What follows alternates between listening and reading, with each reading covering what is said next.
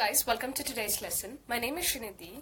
I've been working with Unacademy for a few months now. I teach English on this platform. You guys can follow me on Unacademy by downloading the Unacademy Learning app on your phone, and please do check out the YouTube channel as well. So in today's lesson, I'm going to continue the summary that I left off in the previous lesson. So I hope this one helps you guys. Thank you so much. Hey guys, we're into the second part of the summary. So in the previous lesson, I gave you a gist of what happened in the beginning, the attraction between Jane and Bingley after his arrival, and Mr. Darcy coming off as very arrogant and a very obnoxious man. So, and then when they both return back home from Bingley's mansion, that is Jane and Elizabeth return home, so they see Mr. Collins, and Mr. Collins proposes to Elizabeth on the basis of Mrs. Bennet's advice. So in today's lesson we will see the rest of the story. Alright, so let's get started.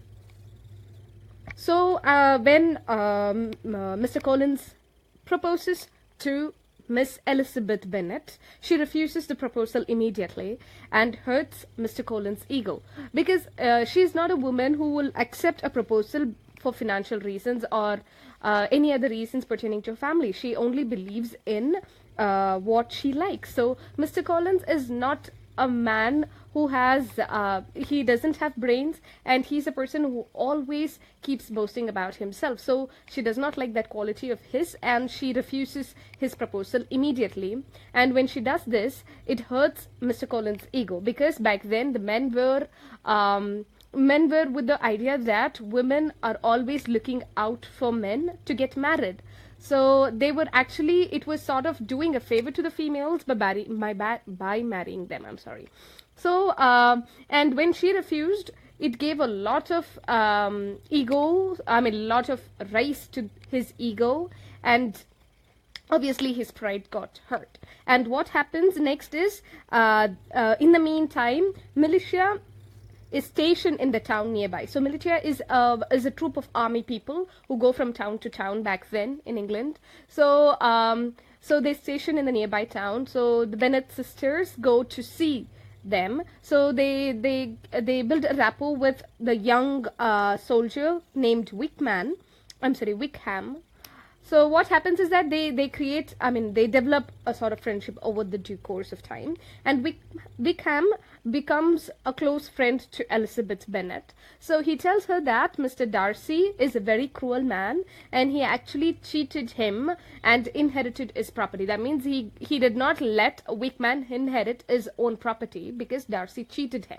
So when Wickham says this to Elizabeth, she does not think anything apart from it, and she immediately judges Darcy, because she has enough reasons to already hate him, and this one is like a cherry on top of a cake. So she accepts whatever Wickham says immediately, and here she comes off very prejudiced because she doesn't know the real character of Mr. Darcy, and yet she agrees to whatever Wickham says, who being a third person and also whom she doesn't even know for a long time.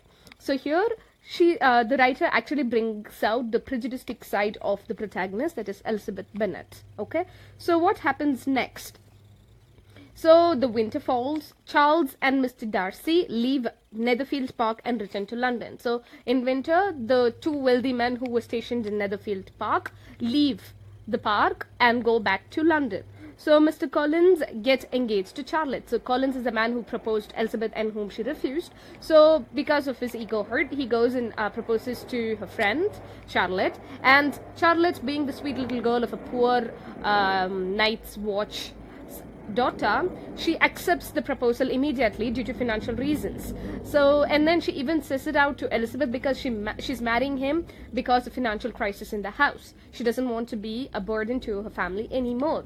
Okay, so this was the notion of people back then in England, which you can relate to the society in India as well. Okay, so Elizabeth is sort of shocked when she hears that Charlotte is getting married to Collins, and her mother, Mrs. Bennet, need not have more reasons to hate her daughter. So she's utterly upset over the issue, and she blames Elizabeth for being very, very open-minded and very picky.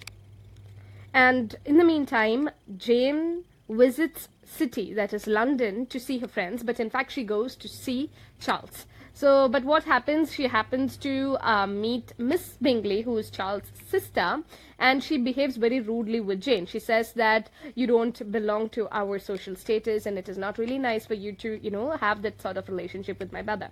So, in this, she brings out, the writer brings out Miss Bingley as a very snobbish character, very, a woman with a lot of pride. So, she says that,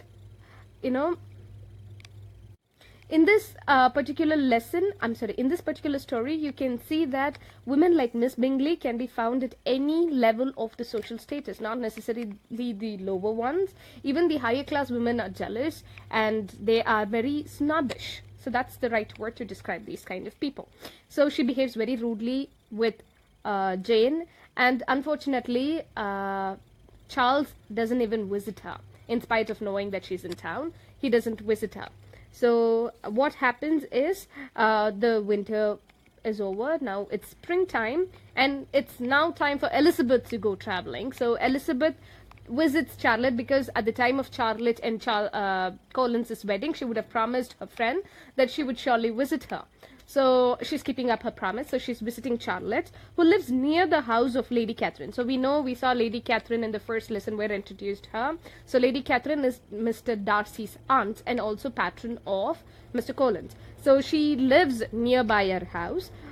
So what happens is she visits Lady Catherine. And unfortunately, Mr. Darcy also happens to visit his aunt, and he meets Elizabeth, and he pays more visit to his aunt in order to see Elizabeth more. So he's sort of getting attracted. So in this part of the story, the writer writes about the development of attraction between the two main characters, that is Mr. Darcy and Miss Elizabeth Bennet. So one day he proposes to Elizabeth, and she quickly refuses because she has so many bad images. She has such a bad image of Darcy. So when he proposes, she's very upset, and she immediately refuses his proposal. And she also accuses him. So she accuses him, telling he's the reason why Jane and Charles' friendship has been broken, and she also says that he cheated on Wickham to get his property. So to all these acquisitions, Mr. Darcy does not answer. He does not say that he is not guilty or anything. He just leaves that place and shortly delivers Elizabeth a letter. So what is there in that letter? I'll tell you guys in the next lesson. Until next time, bye-bye.